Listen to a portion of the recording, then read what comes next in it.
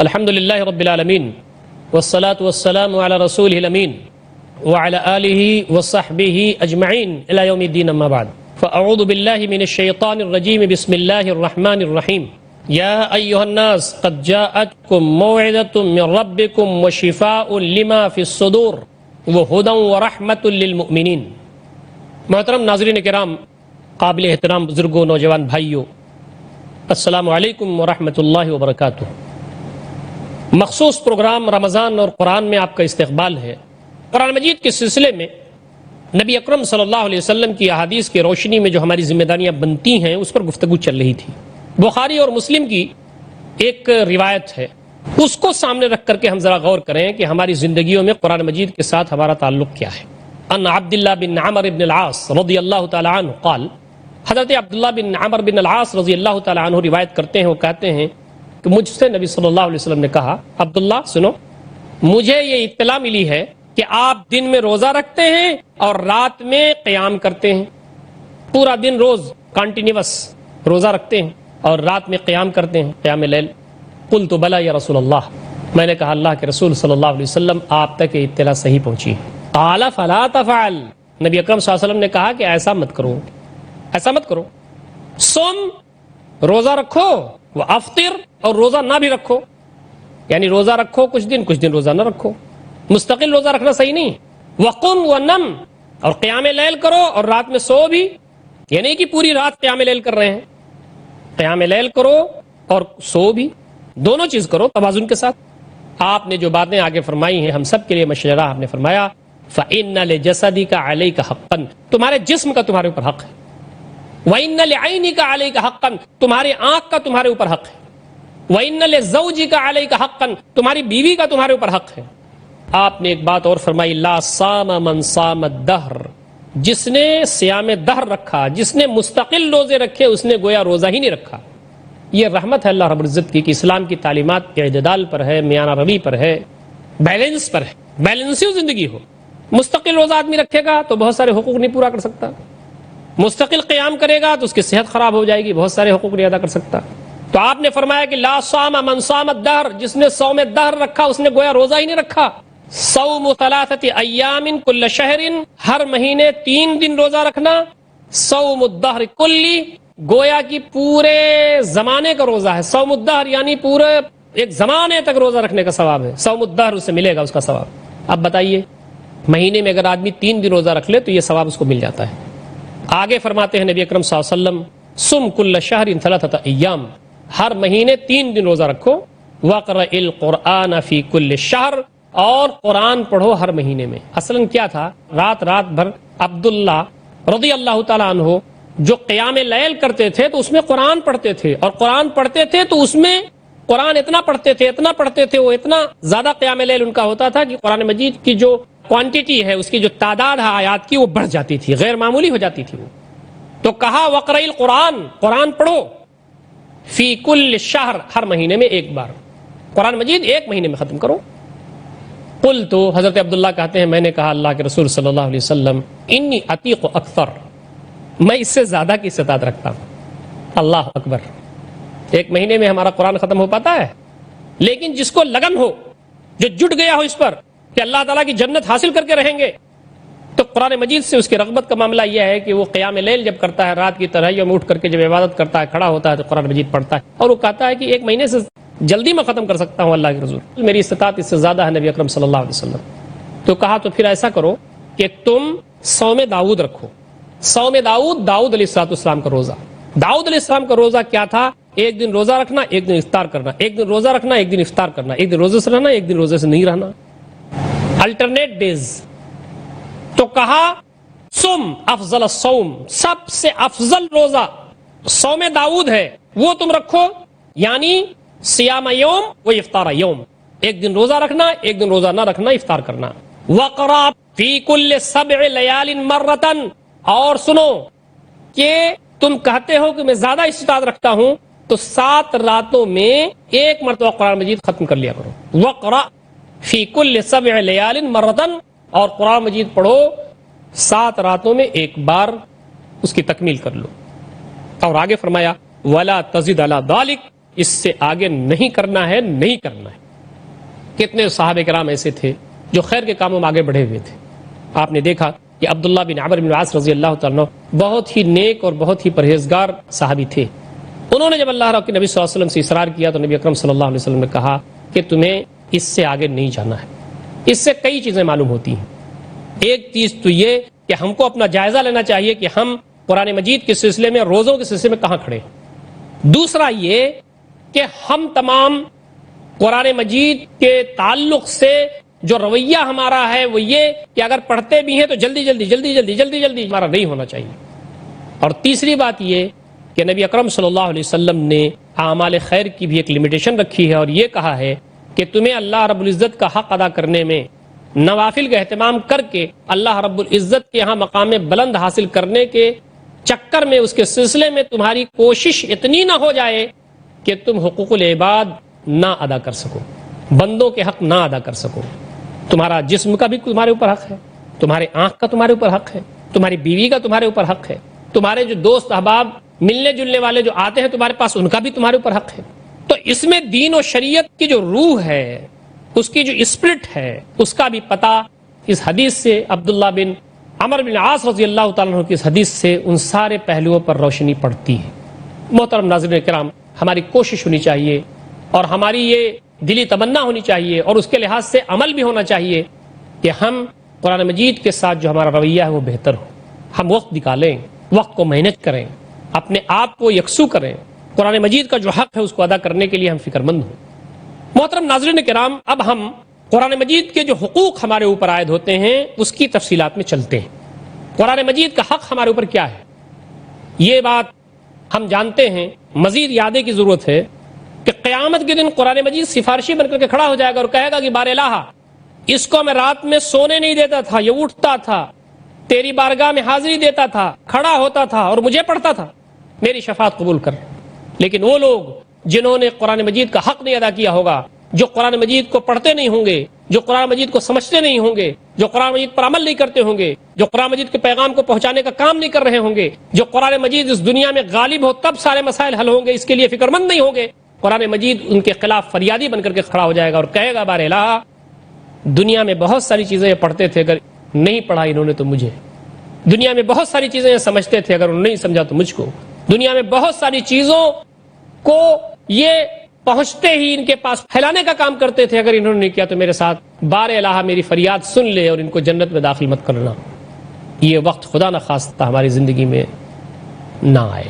میرے دوستوں اور ساتھیوں، اس کے لیے ہم تمام کو سنجیدگی سے اپنا جائزہ لینے کی ضرورت ہوگی اور قرآن مجید کے بارے میں جو ہمارا رویہ ہے اس کے سلسلے میں ہمیں غور فکر کرنا ہوگا۔ قرآن مجید کا سب سے بڑا اور سب سے اہم اور سب سے پہلا حق یہ ہے کہ اس کی تلاوت کی جائے۔ تلاوت کا جو لفظ ہے اور تلاوت کی جو ٹرم ہے اور اس کی اصطلاح ہے، کتاب و سنت میں اس کے معنی صرف تلاوت کرنے کے نہیں ہوتے، کتاب و سنت میں اس کے معنی ہوتے ہیں پڑھنا، سمجھنا، زندگی میں نافذ کرنا۔ لیکن اردو میں تلاوت کے معنی عام طور پر ریڈنگ ہوتا ہے، پڑھنا، قرات بھی ہمارے ہاں تجوید کو کہتے ہیں۔ تو میں یہاں جو اردو میں عام طور پر رائج ہے اس کے بارے میں آپ کے سامنے تھوڑی بات کرنا چاہتا ہوں کہ تلاوت کا مطلب یہ ہے کہ قرآن مجید کو پڑھنا، قرآن مجید تھرو ریڈنگ، قرآن مجید پڑھنا، جو اس کے آداب ہیں، جو اس کا تلفظ ہے، جو اس کا پروننسیشن ہے، اس کے ساتھ پڑھنا۔ قرآن مجید کا سب سے بڑا اور سب سے پہلا اور سب سے اہم حق یہ ہے کہ اس کی تلاوت کی جائے۔ ہم قرآن مجید پڑھیں، عربی جو متن ہے اس کو اہتمام کے ساتھ پڑھیں، تلفظ کے ساتھ پڑھیں، پروننسیشن ہمارا صحیح ہو۔ قرآن مجید کا پہلا حق یہ ہے کہ اس کو صحیح طور پر پڑھا جائے۔ وَرَتِّلِ الْقُرْآنَ تَرْتِيلًا، قرآن مجید کو ٹھہر ٹھہر کر وقار اور سنجیدگی کے ساتھ اس کو پڑھا جائے، اس کے الفاظ ادا کیے جائیں۔ پہلی جو وہی نازل ہوتی ہے سورہ علق کی، اقرأ بسم ربک الذی خلق خلق الانسان من علق اقرأ وربک الاکرم الذی علم بالقلم علم الانسان ما لم يعلم، یہ 5 جو آیتیں ہیں قرآن مجید کی عظمت کو بیان کرتی ہیں، اور کہا گیا ہے اقرأ بسم ربک الذی خلق، اپنے رب کے نام کے ساتھ پڑھو جس نے تم کو پیدا کیا، اپنے رب کے نام کے ساتھ، اس کے نام کو لے کر کے، اس کے نام کی ابتدا کر کے تم پڑھو جس نے پیدا کیا۔ یہاں پڑھنے کی بات ہے، سب سے پہلی وہی جو نازل ہوئی ہے وہ اقرا، پڑھ سے ہوئی ہے۔ قرآن مجید کا پہلا حق یہ ہے کہ اس کو پڑھا جائے، اس کی تلاوت کی جائے۔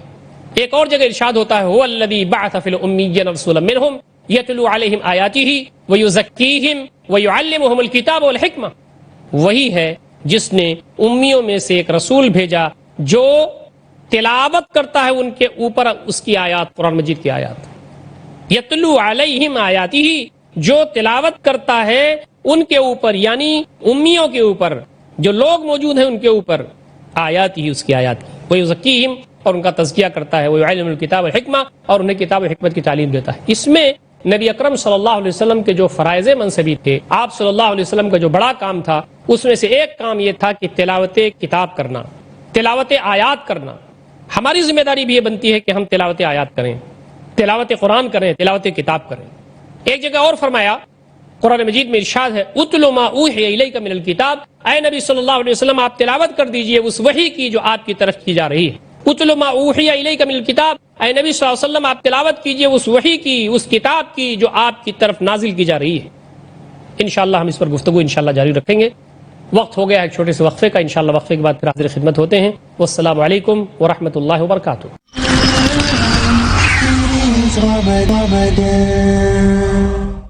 بسم اللہ الرحمن الرحیم۔ محترم ناظرین کرام، ہم وقفے کے بعد پھر حاضر خدمت ہیں۔ گفتگو قرآن مجید کے حقوق پر چل رہی ہے۔ قرآن مجید کا سب سے بڑا اور سب سے پہلا اور سب سے اہم حق یہ ہے کہ اس کی تلاوت کی جائے۔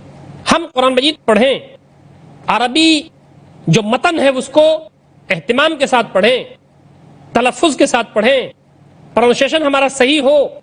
قرآن مجید کا پہلا حق یہ ہے کہ اس کو صحیح طور پر پڑھا جائے۔ وَرَتِّلِ الْقُرْآنَ تَرْتِيلًا، قرآن مجید کو ٹھہر ٹھہر کر وقار اور سنجیدگی کے ساتھ اس کو پڑھا جائے، اس کے الفاظ ادا کیے جائیں۔ پہلی جو وہی نازل ہوتی ہے سورہ علق کی، اقرأ بسم ربک الذی خلق خلق الانسان من علق اقرأ وربک الاکرم الذی علم بالقلم علم الانسان ما لم یعلم۔ یہ 5 جو آیتیں ہیں قرآن مجید کی عظمت کو بیان کرتی ہیں، اور کہا گیا ہے اقرأ بسم ربک الذی خلق، اپنے رب کے نام کے ساتھ پڑھو جس نے تم کو پیدا کیا۔ اپنے رب کے نام کے ساتھ، اس کے نام کو لے کر کے، اس کے نام کی ابتدا کر کے تم پڑھو جس نے پیدا کیا۔ یہاں پڑھنے کی بات ہے۔ سب سے پہلی وہی جو نازل ہوئی ہے وہ اقرا، پڑھ سے ہوئی۔ قرآن مجید کا پہلا حق یہ ہے کہ اس کو پڑھا جائے، اس کی تلاوت کی جائے۔ ایک اور جگہ ارشاد ہوتا ہے، هو الذی بعث فی الامیین رسولا منہم یتلو علیہم آیاتہ ویزکیہم ویعلمہم الکتاب والحکمہ، وہی ہے جس نے امیوں میں سے ایک رسول بھیجا جو تلاوت کرتا ہے ان کے اوپر اس کی آیات، قرآن مجید کی آیات۔ یتلو علیہم آیاتہ، جو تلاوت کرتا ہے ان کے اوپر، یعنی امیوں کے اوپر، جو لوگ موجود ہیں ان کے اوپر، آیات ہی اس کی آیات کی، ویزکیہم، اور ان کا تزکیہ کرتا ہے، ویعلمہم الکتاب والحکمہ، اور انہیں کتاب و حکمت کی تعلیم دیتا ہے۔ اس میں نبی اکرم صلی اللہ علیہ وسلم کے جو فرائض منصبی تھے، آپ صلی اللہ علیہ وسلم کا جو بڑا کام تھا، اس میں سے ایک کام یہ تھا کہ تلاوت کتاب کرنا، تلاوت آیات کرنا۔ ہماری ذمہ داری بھی یہ بنتی ہے کہ ہم تلاوت آیات کریں، تلاوت قرآن کریں، تلاوت کتاب کریں۔ ایک جگہ اور فرمایا، قرآن مجید میں ارشاد ہے، اتل ما اوحی الیک من الکتاب، اے نبی صلی اللہ علیہ وسلم آپ تلاوت کر دیجئے اس وحی کی جو آپ کی طرف کی جا رہی ہے۔ اتل ما اوحی الیک من الکتاب، اے نبی صلی اللہ علیہ وسلم آپ تلاوت کیجئے اس وحی کی، اس کتاب کی جو آپ کی طرف نازل کی جا رہی ہے۔ سنجیدگی کے ساتھ بیان کرنا۔ قرآن مجید کے الفاظ ہیں، حروف ہیں، ان کے پڑھنے میں ثواب ہے، اور ہمارا یہ کام ہے کہ ہم قرآن مجید کی تلاوت صحیح انداز سے کریں۔ ایک جگہ سورہ فاطر میں اللہ رب العزت کا ارشاد ہے، الذین یتلون کتاب اللہ واقاموا الصلاۃ وانفقوا مما رزقناہم سرا وعلانیہ یرجون تجارتا لن تبور۔ مومنین کی صفات بیان کی گئی ہیں اور ان کو اپریشیٹ کیا اللہ رب العزت نے، ان کی خوبیاں بیان کی ہیں اور ان کو سراہا ہے۔ کیا کہا ہے؟ وہ لوگ جو کتاب کی تلاوت کرتے ہیں اور نماز قائم کرتے ہیں، اور جو کچھ ہم نے ان کو روزی دی ہے اس میں سے خرچ کرتے ہیں، چھپ کر کے، علی الاعلان، دونوں شکلوں میں، چھپا کر کے اس کو اور ظاہر کر کے، دونوں صورتوں میں وہ اللہ کے راستے میں خرچ کرتے ہیں۔ یرجون تجارتا لن تبور، وہ ایسی تجارت کی اللہ رب العزت سے امید کرتے ہیں جس میں خسارہ کبھی نہیں ہونے والا ہے۔ پہلی چیز جو یہاں بتائی گئی ہے، یتلون کتاب اللہ، اللہ کی آیات کی تلاوت کرتے ہیں۔ یہ بندے مومین کی صفات میں سے، ہماری صفت بھی یہ ہونی چاہیے، آپ کی صفت بھی یہ ہونی چاہیے کہ تلاوت کلام پاک کے سلسلے میں ہم رغبت کا ثبوت دیں، دلچسپی ہم لیں، مداومت اس پر کریں۔ قرآن مجید کی تلاوت کرنے میں یہ اس کا ادب ہے، یہ اس کا لحاظ ہے کہ جلدی جلدی نہ پڑھا جائے، ایسا پڑھنے سے روکا گیا، منع کیا گیا. کم پڑھیے، صاف پڑھیے، کم پڑھیے، سمجھ کر کے پڑھیے، کم پڑھیے، سکون اور سنجیدگی کے ساتھ پڑھیے، کم پڑھیے، وقار اور شائستگی کے ساتھ پڑھیے. یہ قرآن کا حق ہے. نبی اکرم صلی اللہ علیہ وسلم پر جب وحی نازل ہوتی تھی تو آپ جلدی جلدی اس کو یاد کرتے تھے. شوق تھا، ذوق تھا، تڑپ تھی، حوصلہ تھا، وارفتگی تھی کہ جلدی جلدی اس کو محفوظ کر لیں، ایسا نہ ہو گرفت سے نکل جائے. اللہ رب العزت نے آپ کو کہا کہ قرآن مجید کے ساتھ جلد بازی مت کیجیے. ہم انشاءاللہ العزیز ہماری ذمہ داری یہ ہے کہ ہم اس کو کنٹرول میں رکھیں گے آپ کے. وَلَا تَعْجَلْ بِالْقُرْآنِ مِنْ قَبْلِ أَنْ يُقْضَى إِلَيْكَ وَحْيُهُ. قرآن کے ساتھ آپ جلدی مت کیجیے اس سے قبل کہ آپ کی طرف وحی ختم نہ کر دی جائے. وحی کا سلسلہ شروع ہوا، وحی آنے لگی، ایک آیت اتری، دوسری آیت اتری، تیسری آیت اتری. نبی صلی اللہ علیہ وسلم جلدی جلدی اس کو ایبزارب کرتے تھے. نبی صلی اللہ علیہ وسلم جلدی جلدی اس کو یاد کرنے کی کوشش کرتے تھے. اللہ رب العزت نے کہا کہ وَلَا تَعْجَلْ بِالْقُرْآنِ، قرآن کے ساتھ جلدی مت کیجیے، وہی پوری ہو جانے دیجیے. قرآن مجید نے ایک جگہ ارشاد فرمایا اللہ رب العزت نے اِنَّ عَلَيْنَا جَمْعَهُ وَقُرْآنَهُ، اس کو جمع کرنا اور اس کا پڑھ دینا، اس کا پڑھنا، یہ دونوں ہمارے ذمہ ہے. ہم آپ تک پوری پوری بات پہنچا دیں گے اور آپ کو انشاءاللہ العزیز کوئی تکلیف نہیں ہوگی، آپ کو کوئی تکلیف ہونے والی نہیں ہے. ہم کو اس سے عبرت یہ ملتی ہے کہ ہم کو قرآن مجید جلدی جلدی نہیں پڑھنا چاہیے. قرآن مجید آپ جلدی جلدی پڑھتے ہیں تو حروف دب جاتے ہیں. کبھی آپ جلدی جلدی اگر پڑھیں گے تو کوئی لہجہ جب بدل جاتا ہے تو مفہوم بھی بدل جاتا ہے. بعض حروف سائلنٹ ہو جاتے ہیں تو اس کا مفہوم کچھ کا کچھ ہو جاتا ہے. اور جلدی جلدی پڑھنے سے آدمی کو اس کے معنی اور مطالب کا استحضار بھی نہیں ہوتا، اور جلدی جلدی پڑھنے سے آدمی کو جو ثواب ملنا چاہیے وہ پورا ثواب نہیں مل پاتا. بہت سارے اس کے پہلو ہیں. یہ روایت مسلم شریف کی ہے. ابو امامہ الباہلی رضی اللہ تعالیٰ عنہ سے روایت ہے، وہ کہتے ہیں میں نے رسول اللہ صلی اللہ علیہ وسلم کو سنا، آپ نے فرمایا اقرؤوا القرآن، قرآن پڑھو، فإنه یاتی یوم القیامہ، قرآن مجید قیامت کے دن آئے گا، شفیعا لاصحابی، اپنے اصحاب کی شفاعت کرتا ہوا. جو قرآن پڑھنے والے ہیں، جو تلاوت کرنے والے ہیں، ان کی شفاعت کرنے والا بن کر کے آئے گا، ان کی شفاعت کرے گا قیامت کے دن. تو ہماری ذمہ داری یہ بنتی ہے کہ کاش قرآن مجید ہماری شفاعت کرے، تو ہمیں پڑھنے کا اہتمام کرنا چاہیے. قرآن مجید کا یہ پہلا حق ہے کہ مسلمان اس کو پڑھیں، مومنین اس کو پڑھیں، اس کو اپنی زندگی میں شیوا بنا لیں، وتیرہ بنا لیں، عادت بنا لیں، روٹین میں شامل کر لیں. کوئی دن ہمارا ایسا نہ جائے، کوئی رات ہماری ایسی نہ جائے کہ قرآن مجید پڑھے بغیر ہم گزاریں، خلا محسوس ہو ہماری زندگیوں میں.